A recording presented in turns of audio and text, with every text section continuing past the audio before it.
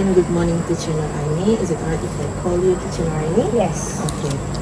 My name is NURAZIERRA AZNE, your interview today. So, how are you, teacher? I'm good, alhamdulillah. Alright, thank you so much for taking some time with us today. We really appreciate it.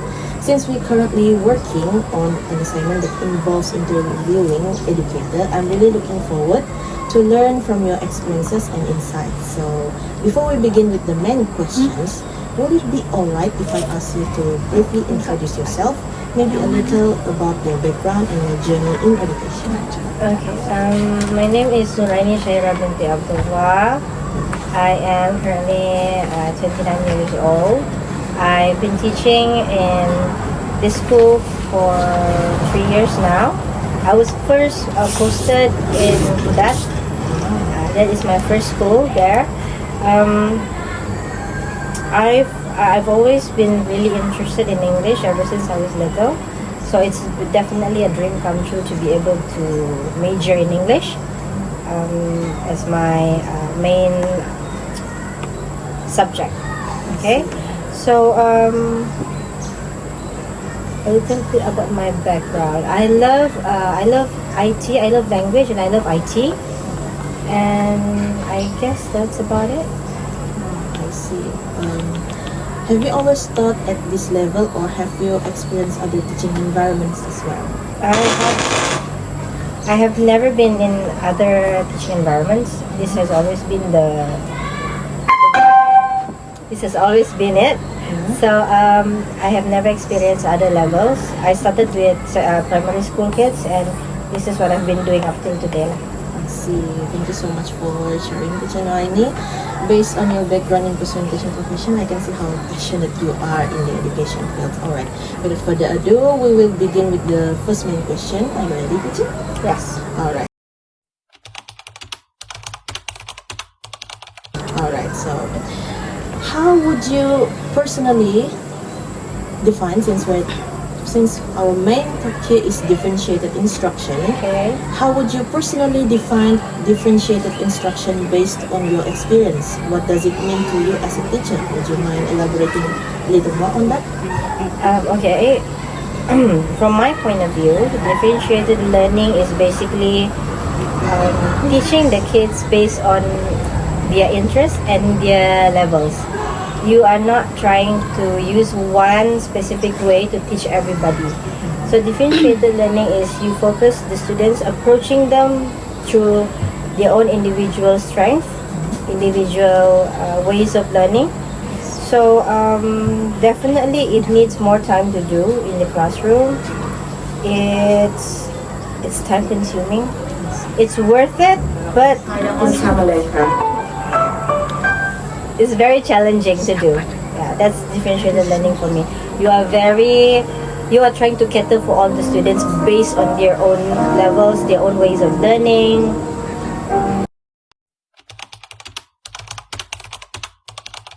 Alright, moving on to question number 2. Speaking of that, I'd like to ask Teacher Noraini, can you share some specific strategies or techniques you often use to differentiate your lessons? Maybe in terms of how you vary content, learning activities, or assessment for your students. Okay. Some strategies I use include very specific assignments that are catered to their own levels, and then flexible grouping. I don't really put them in a fixed group, because for me, when you are trying to do this way of learning, differentiated learning, this group could be really good together in maths, but they could be terrible in English. So you need to be very flexible with that. If there is a need to change the position of the kids, which in groups that are more suitable for the subject, then by all means I will do it. And then for me, I do offer a choice in the students on how they learn. Because for me, for me personally, there's no use to force pupils to learn in a specific way and they do not achieve the lesson that I want for that day. So I do ask them frequently what kind of lessons they think would help them understand better, things like that. And I would definitely say that all those are a lot of works, but the big work is on the part where I have to do the not the assignments, the assessment differently, because the kids are all in different levels. We have intermediate, we have low proficiency, and we have high proficiency. That's 3 levels. If you meet kids who are remedial kids, they are, I guess, struggling a lot with the language. Maybe they don't understand the thing. That will make 4 types of students in a class, from my experience. So the assessment part really takes so much time. And then, for example, if you go to the really high proficiency kids, you explain it, this, they'll get it and they'll get it done. But for intermediate and below, it takes time to explain, especially when you go for low proficiency. It takes a lot of time to explain and all. So the assessment part is really challenging. That's why I tend to use IT a lot. If I were to be very specific with my strategies, right, everything involves IT. Because if you were to want to cater for everybody and you want to do like physical, we call it teaching aids, that would be very difficult. You cannot, it's very difficult for you to create something every single day, because English, most schools, they have every single day, the timetable. So imagine having to do that every single day, you will burn out yourself. So definitely, to sum up, I use IT a lot, from the presentation to the assessment to the practice. I use everything using IT if I can. It's easier to keep, it's easier to modify, and if you see that the kids, if you do something that you think is suitable but then it's not like that, it's easier to change. If it's something physical and then you want to change it later on, it's like you're trying to redo everything from zero. So IT is definitely the thing. Yes. Alright, that's very insightful points. Thank you for explaining that with how specific of your strategy that you've been using in your teaching.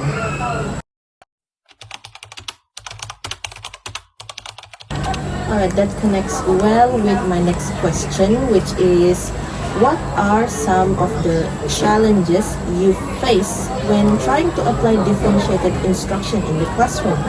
Like, how do you usually overcome those challenges? Okay, so when it comes to challenges, as I've been repeating from the previous questions, my answers, I definitely say that the time is the most challenging one to deal with when you're trying to implement differentiated instruction. Because when you are trying to do this way of instruction, right, you are playing a lot with time, energy, and you're trying to juggle at the same time with everything else that you need to do at school. So we don't want to do something like, it's very easy to get motivated to want to do something.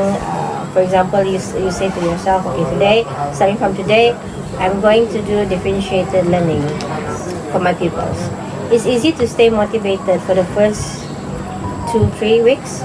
Maybe if you are really, really committed, you can stay full blast for 1 month. But if you keep on not going through the proper strategies to do it, you will burn out yourself, causing you will give up in the middle of the journey. So I definitely say, if you want to do this, you have to be really realistic in doing it. You have to be like, some people are very idealistic. They will say, I want to do this, I want to do this, I want to do this. And in the end, they cannot follow through until the end because they get tired, they get sick. And in this occupation, it's really easy to get sick if you are not careful with how much workload that you're taking. So differentiated learning will definitely take your time. If you have a family to manage, if you have maybe children at home, small children, and you have such demanding amount of tasks at work, teaching is another thing. And trying to stay healthy and trying to balance the personal life and the work life, this is not easy to do. That's why a lot of people, they cannot cater this way of learning. So what I do to go through that the challenging thing is definitely I find ways to minimize work and to minimize the time frame to do everything. Like when you want to do differentiated instruction, right? Because I think all of you know already that we have to do lesson planning, Yes. and we have to do teaching aids, and then assessment, and then reflection. So those are a lot of things. So definitely be very smart in how you deal with that. If it's planning, right, for the process of planning, what I do is I do a lot of research using AI technology. So right now, every school in Malaysia, I think, is being persuaded to learn how to use AI. So I've been using AI a lot in my teaching for the purpose of assessment, lesson planning, and teaching aids. Okay, so for me, when you use AI, you save time, you save your energy, and you have time for your own interests outside of school. I would definitely recommend to use ChatGPT. Not in a way that you do everything, not like that. Ethically, use ChatGPT for ideas, for questions even, and that is very easy for me. That's why I think it's very easy for me to do lesson planning. Whenever I'm run out of ideas, here's the thing about AI these days, the AI generation that we're having now. There is never a day that you can say to somebody that I have no idea. That statement doesn't work anymore. You can do anything in the world, you can be asked anything by your admins, but if you answer them, I have no idea, that is the most invalid answer that you can give to anybody. Because AI is in our phones, it's everywhere. So I tend to use AI for my lesson planning and my assessment papers. I do have to review them because ChatGPT especially is not always grammatically correct.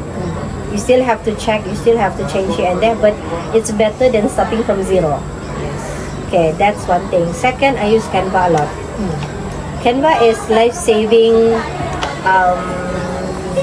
I wouldn't say it's just a website, it's everything, it's AI, because there's also Canva AI inside.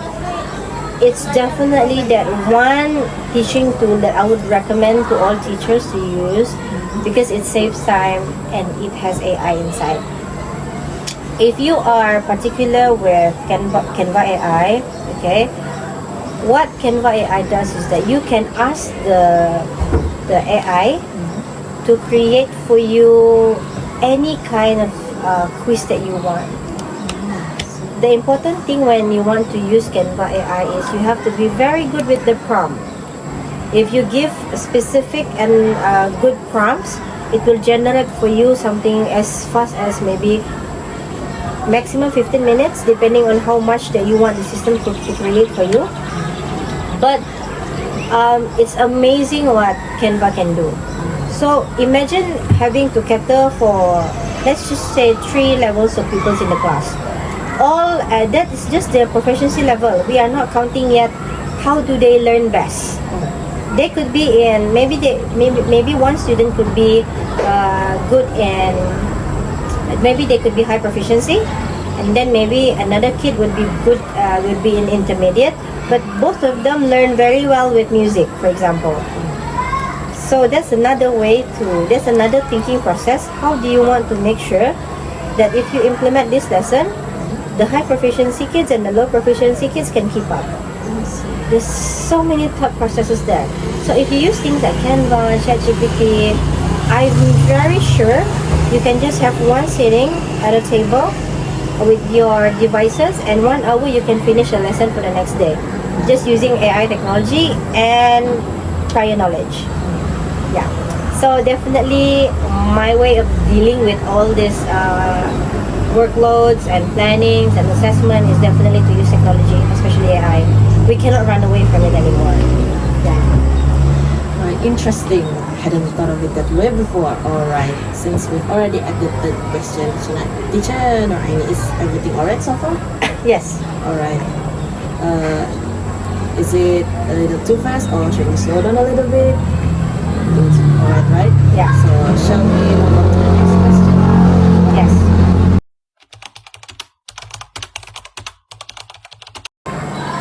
Alright, so we're seeing how successful differentiation practices in education, right? So, Chimani, could you share an example of a time when differentiated instruction really worked well in your classroom? Maybe a lesson or situation where you saw a noticeable impact.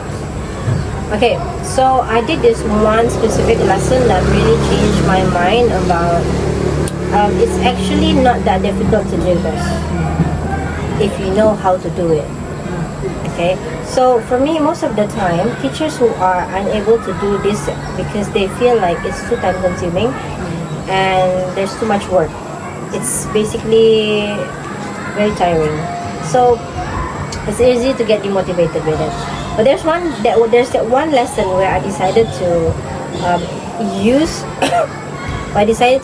like in one teaching aid that I was creating in Canva.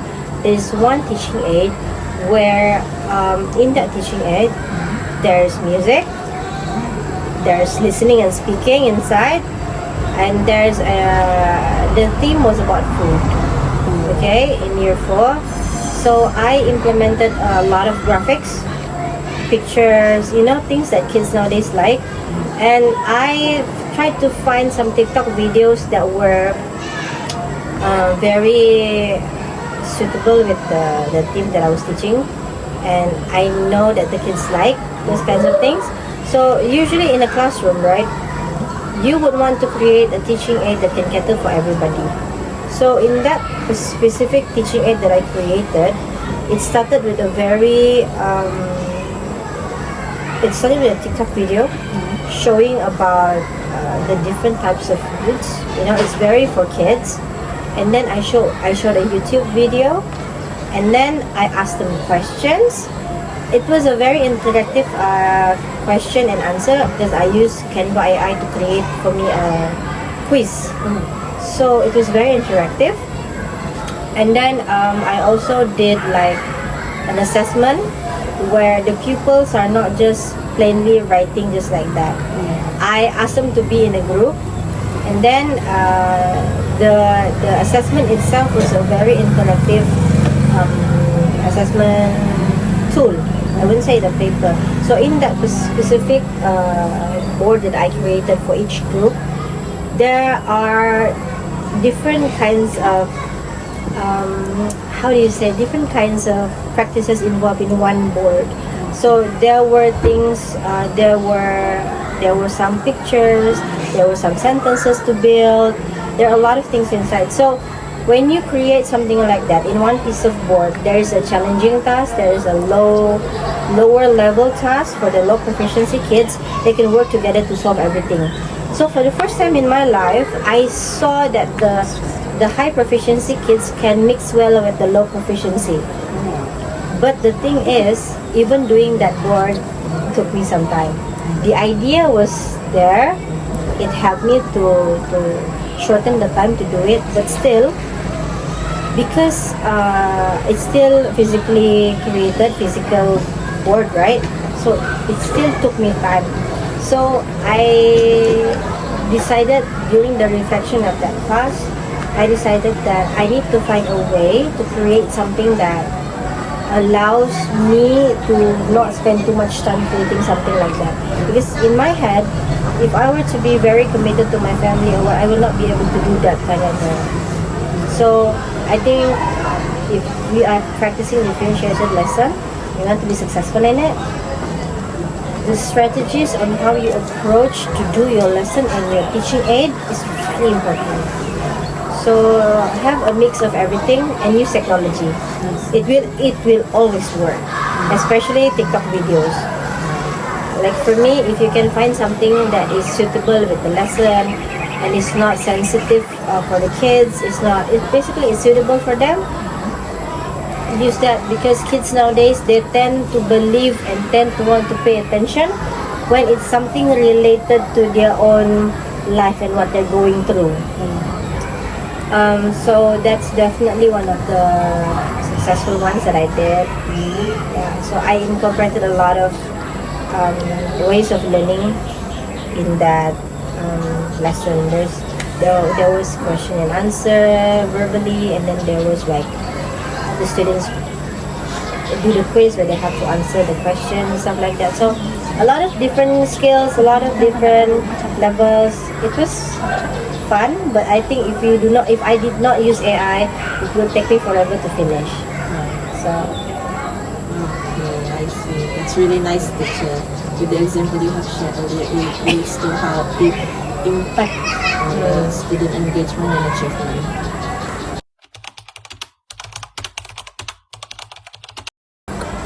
With the examples you have shared earlier, it leads to how it impacts on student engagement and achievement, which is, in your opinion, how has using differentiated instruction affected your students in terms of the engagement, participation, or academic progress? okay, so if I were to look at the impact on differentiated learning with my kids, definitely the thing that I see the most is the motivation. Because for high proficiency kids, where whatever you give them, they can do it. So it's not a difficult situation for them. But for low proficiency pupils, if you do not pay attention to the levels that you put them through, some of them will feel easily demotivated because they know they couldn't answer the question. You know how when you decided to give like the high proficiency kids a lesson on essay, they can do everything from scratch. But if you give the low proficiency kids that kind of question, they see it and they have to do everything from zero, and knowing that themselves they do not have any confidence in the subject, many of them will just drop the whole lesson, the whole assessment. They will just drop it. So for me, it highly impacts the pupils' motivation. They will feel like they have a chance. That's very important. We are not trying to, we cannot all the time cater for everybody. But if we can just make something different every day especially for the low proficiency and the high proficiency, for the intermediate, we can push them to join the high proficiency. But for the low, you cannot force them to join the high. So you need to think something for them, make them see that they can achieve something. Like for example, in my class in year 4, the high proficiency pupils, I tend to give them tasks that are more difficult. They have to do more writing on their own. And I know if I were to give that kind of work to the low proficiency, they immediately reject it. Because they have this idea and this, what they say, gak bisa bahasa Inggris, miss. They always say that. I don't know where that is from. Maybe from some viral TikTok video, I don't know. But they always say that. So what I did to handle that situation is, I basically, every single English lesson, there are 2 different assessments every single day. At least 2. Because the high and the low cannot mix. So the low proficiency pupils, if I ask them to do an essay, it will always be fill in the blanks, very guided, very fill in the blanks. So it's very easy for them to answer actually, even if it's like fill in the blanks and they just like blindly put whatever answer they want. But when they get something correct and they come to you and you tell them that they got this correct and this wrong, they would feel so happy because they are able to score something. So what I personally see in that is that when they see that they could score something and you tell them, okay, you got these others wrong, can you fix them for me? When they see that they can get something right, they will do it again so that they can get all corrects. The moment they see that they have hope to get it right, the motivation sparks. that is why, if you realize, when you guys are learning how to make assessment, right, fill in the blanks is something that is very easy to incorporate in every lesson. Because when you don't know the levels of the pupils, fill in the blanks is the perfect perfect assessment that you can see where are the pupils level at. So if they cannot even answer fill in the blanks, it means they are really on the intermediate or below. But if they can answer the fill in the blanks questions, meaning that you can try for more difficult assessments. So I really see it in their motivation to do work, especially from our experience here. And I think a lot of my friends as teachers also, they tend to say that kids nowadays, they have very low motivation to do any work given to them. Okay, so that is number one.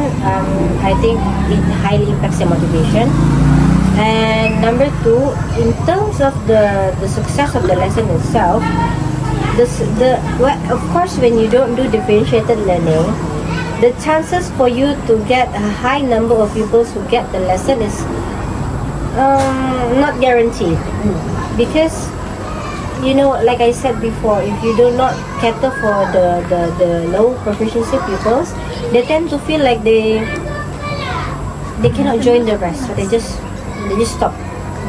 It's not easy to persuade them. So when you do differentiated learning, it indirectly or directly impacts your successful lesson, the success of your lesson, especially your objective.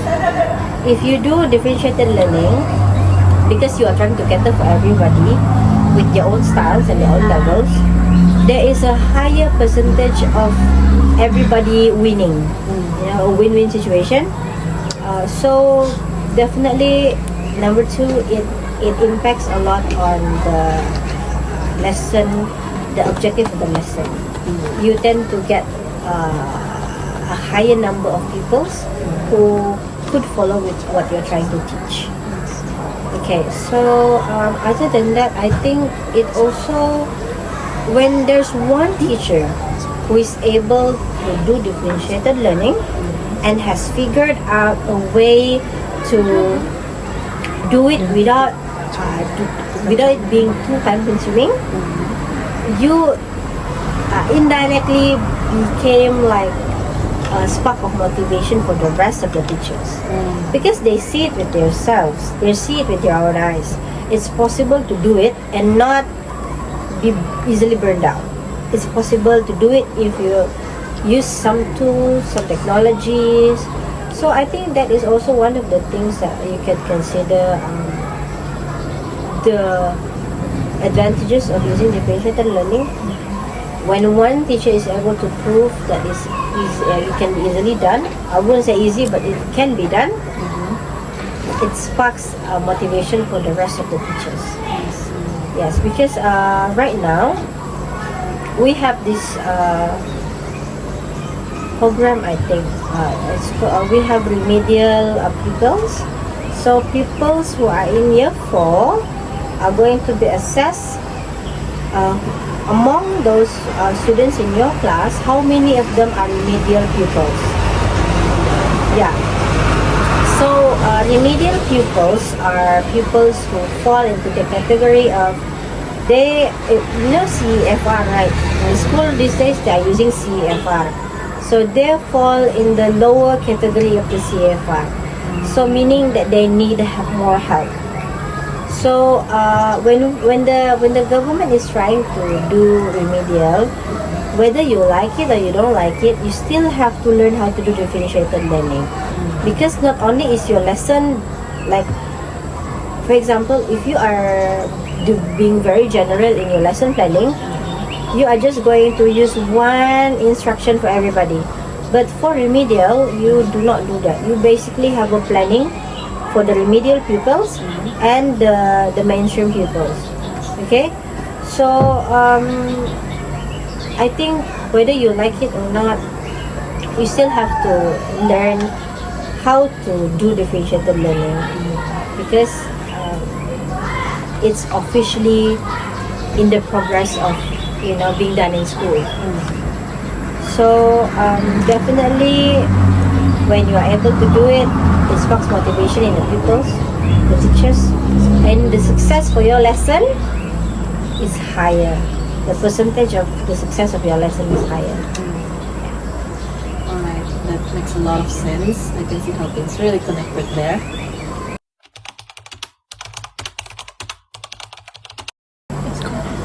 Alright, so in professional development and resources, have there been any professional development courses, workshops, or resources that help you improve your skills in differentiation?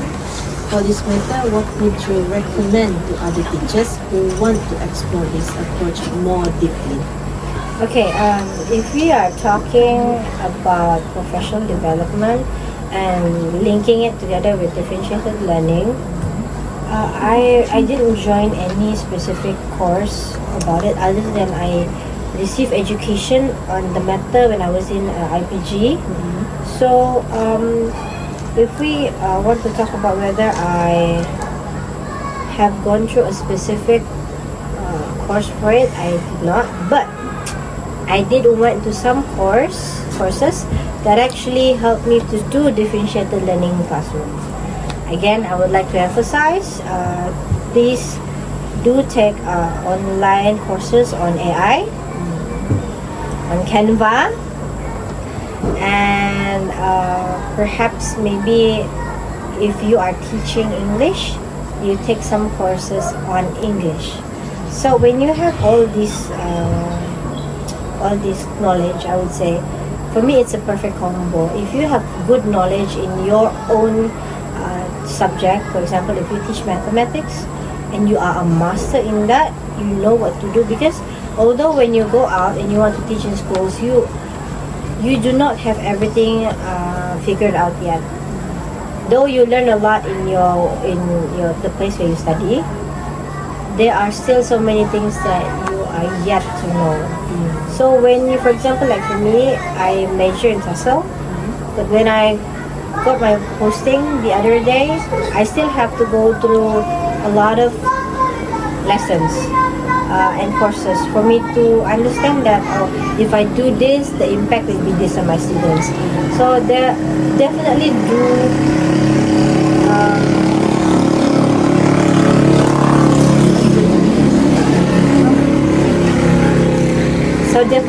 do take lessons or courses to really make sure that you master your own subjects. Is number one. Number two, I would definitely suggest to take all the AI courses that you can take. Because when it comes to AI, right, the thing that differentiates a person who has a good result coming out of their AI is a person who is good in using the prompt or not. Because prompt is how good is your prompt is how good what you get will be. For example, if you're trying to ask ChatGPT about a certain topic, if you do not go specific, it will go very general. So take those lessons because they will help you a lot in your lesson planning, in your assessment, and even give you insights on new ideas that you never know before. Okay, so right now, the KPM, okay, the Ministry of Education is doing lots and lots of courses regarding AI. We have for Apple Teacher, we have for Google, if I'm not mistaken, we have Gemini, we have DeepSeek, we have Copilot, we have ChatGPT. And ChatGPT, I don't think I've seen any courses on it, but like when you take all those AI courses, you indirectly learn other AI tools at the same time. So I definitely suggest please pick up those skills, the AI skill, please pick it up, because in the future, I'm very sure the way we learn will be very different. It's starting to change already. So that is one. And then do take Canva lessons. Be very good in it. Be super good in it, because Canva is it started really slow when it first got introduced to the teachers here in Malaysia. But now, seeing where Canva is today, there are so many things that you can do in Canva. True. You can do quizzes, interactive quizzes. And one funny thing about Canva, it's not funny, but like I find it funny because it's really changing how all this while, if you want to do something, we always go for like Google form, and then we go to whatever you fill in Google form, we go to Google Sheet, right? Yes. But right now, you can by using the right prompt to the system, you can ask the system to create for you a quiz where you have a choice whether it can be a PDF or website. If you choose website, it's gonna interact like a website. So the pupils can fill in the answers, and from what they fill in, it will be directly linked to your Google Sheet. So you don't have to use Google Form all the time anymore. The part where Canva wins over Google Form is that Canva is beautifully designed. That is self-explanatory. Like, it's very beautifully designed. Google Form on the other hand is like, it's reliable, but the look of it is just like that. So definitely do some lessons on Canva. I think that's all that I could think of, because that is the three things that are most prominent nowadays in the education system that we are going through. The ministry is still trying to persuade teachers to learn. The courses are everywhere nowadays. Like, there's in a year, there's like 3 or 4 courses where you can join, and they will give you knowledge on the matter. Yes, so all these things will help you make your differentiated lesson planning and execution easier. Yeah, so because the main challenging thing with this instruction is teachers don't want to do it because they see it as time consuming. Like, it's not realistic in this schedule, because although teachers are, we teach in school, when we go back home we have another life, right? So it's not always easy if you say, I'm going to spend 3 hours every day to do lesson planning and making teaching aids and BBM and assessment papers. It's too idealistic. So most teachers, they do not see a way how you can make it easier. Thank you so much, teacher. That was actually my last question. But before we wrap up, is there anything else you'd like to add or share about maybe differentiated instruction? Okay, I think my words that I want to say right now is not just about differentiated learning, but also about all the other things that your theories that you guys are going to learn after this.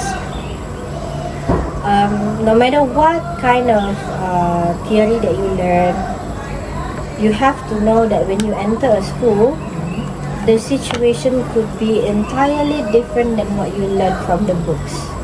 So the real lessons are actually in school, but the theories that you learn will help you, guiding you what you need to do when you face certain circumstances at school.